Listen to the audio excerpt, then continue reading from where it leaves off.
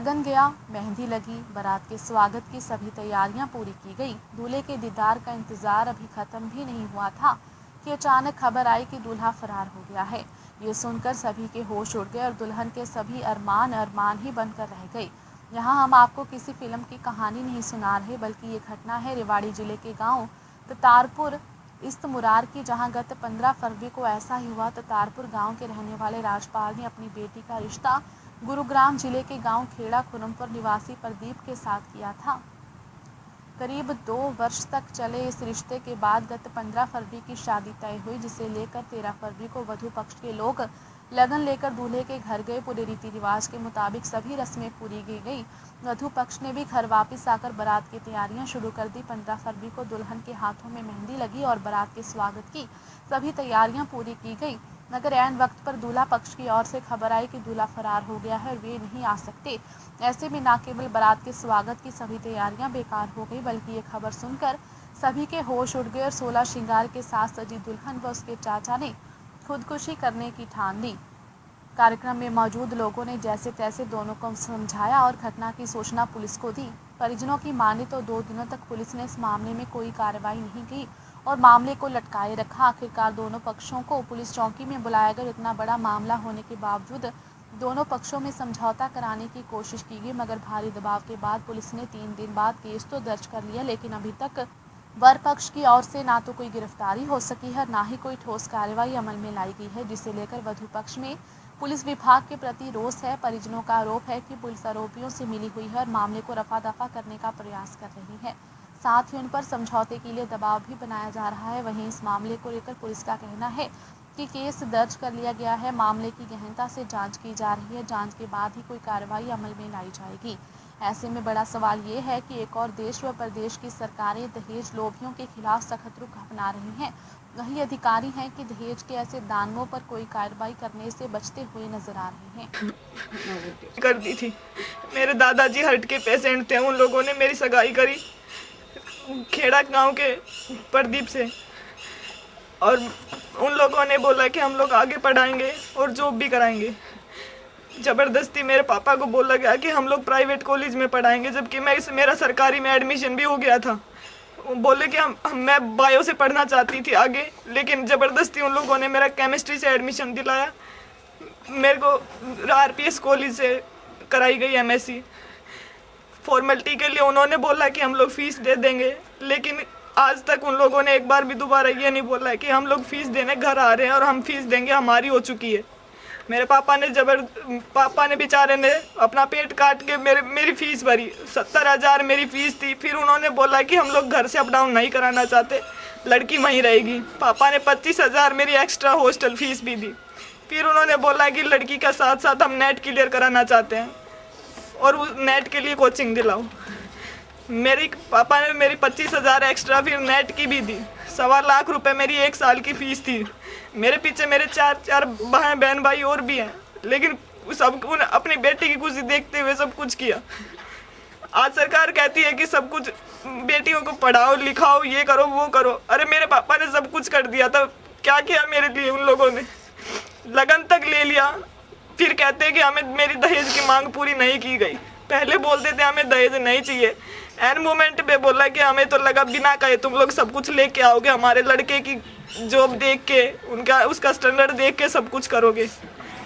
हमने थोड़ा आइडिया, उन लोगों ने बोला कि हमने थोड़ा आइडिया दे दिया था कि सब कुछ स्टैंडर्ड का होना चाहिए, लेकिन तुम लोग शायद समझे नहीं। हमारा स्टैंडर्ड ये था कि डेकोरेशन, टेंट वगैरह सब कुछ, और हमारे जो है गाड़ी 5-6 लाख रुपए हमें नगद भी चाहिए, 5-6-7 लाख की हमें गाड़ी भी चाहिए, सब कुछ दे दिया था। 8 बजे रात को बताते हैं कि हमारा लड़का भाग गया है और हम शादी नहीं करेंगे। तो अब 8 बजे ये बताओ क्या काम नहीं हुआ होगा लड़की वालों के घर में। मेरी मेहंदी सब कुछ मैंने लगा के रखी थी, सारा सब कुछ करके रखा था। अचानक पता चलता है मैंने सुसाइड करने की कोशिश की, मेरे मम्मी पापा ने सुसाइड करने की कोशिश की। जो अन्याय हुआ है तुम्हारा, पुलिस ने सब कुछ नहीं कर रही है। पुलिस मीरपुर में जो इंस्पेक्टर है वो उसका नाना मामा कोई रिलेशन में है, वीरेंद्र सिंह सॉरी वीरेंद्र सिंह नाम है, वो उसका रिलेशन में है। पता नहीं उन लोगों ने क्या दिया है क्या नहीं, कोई हमारे उस चीज को लेकर कोई कार्रवाई नहीं हो रही है। बाप प्रेजेंट थे लेकिन पूरे दिन जी बोले। उन लोगों को समझौते के लिए पापा ने टाइम दिया था 16 तारीख को कि हम लोग समझौता या फिर केस को आगे बढ़ाने के लिए कोई भी बात है। वो लोग मेरे पास ज़बरदस्ती कॉल कर रहे थे, मुझसे बात करना चाहते थे, लेकिन मैं इस हालत में नहीं थी कि किसी से कुछ बात कर सकूं। पापा ने मेरे फ़ोन पे वो लोग बार बार फ़ोन कर रहे थे। पापा ने बात की, पापा ने बोला ठीक है अगर आपको कुछ बात करनी है तो आप थाने में आइए।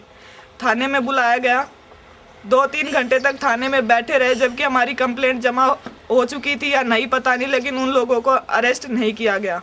आराम से 2-3 घंटे चाय पानी पी के वो अपने घर वापस गए। प्रशासन से मेरी 3 कंडीशन है।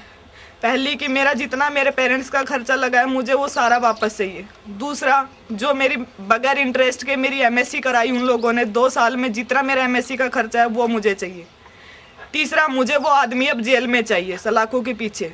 कुछ कार्रवाई अभी तक पुलिस ने की? 100 नंबर पे फ़ोन किया गया था, पुलिस आई, उन्होंने एप्लीकेशन लिखा, बोले कि आप एक एप्लीकेशन दे दीजिए, हम बाकी का आप सुबह देख लेंगे। एक एप्लीकेशन दी, लेकिन वो भी नहीं। इससे पहले हमारे हालात इतने बिगड़ गए थे कि पुलिस वालों ने कहा कि आप लोग अपने फैमिली को संभालिए, सुबह इस बात हम कार्रवाई करेंगे। वो जो चले गए। सुबह जब हम लोगों ने एप्लीकेशन दी, उसके बाद उन्होंने कहा कि हम इसको मामले को देख रहे हैं। फिर अगले दिन मेरे भाई की शादी थी। उसके बाद क्या हुआ, इन लोगों ने, पुलिस वालों ने कोई कार्रवाई नहीं की। इसके भरोसे फिर हमने 18 तारीख को इन्होंने उस पार्टी को बुलाया, और 18 तारीख को हमने डिमांड रखी थी कि हम वो चाहते थे कि प्रेशराइज करके कि किसी तरह इनका कॉम्प्रोमाइज़ हो जाए। वहाँ से भी कुछ लोग आए। फिर यहाँ से जो ASI वीरेंद्र जी हैं, जो चौकी इंचार्ज है, उन्होंने भी कहा कि आप लोग बैठ के फैसला कर लीजिए पंचायत का। वो उनके रिलेटिव लगते हैं, कुछ नाना जी वगैरह कुछ लगते हैं लड़के को अंदर बैठा रखा था, जो कि हमने ये डिमांड की थी कि लड़के को बाहर बुलाया जाए, उसकी स्टेटमेंट ली जाए, आखिर उसने ऐसा किया क्यों। लेकिन उन्होंने कोई स्टेटमेंट वगैरह नहीं दी। और बाकी लोग हमें कहा कि आप लोग, हमने जो फोर्स किया गया FIR दर्ज किया जाए और उनका अरेस्ट किया जाए, क्योंकि लोग मौके पे बैठे हैं। FIR कब की पुलिस ने? FIR 18 तारीख को वो शाम को दर्ज की गई है, जबकि हम सुबह 18 तारीख को हम बैठे थे। आज 6 दिन बीत चुके हैं, क्या कोई गिरफ्तारी हो पाई है? अभी तक कोई गिरफ्तारी नहीं हुई है। आज हम SP मैडम के पास भी गए थे, और उन्होंने आश्वासन दिया था कि उन्होंने हमारे सामने फ़ोन भी किया था कि आप इनको अरेस्ट कीजिए, वरना उन्होंने उनको, पुलिस वालों के जो भी थे। अभी DSP साहब भी आए थे यहाँ पर इंक्वायरी करने के लिए, क्या कुछ जो है कार्रवाई उन्होंने कही?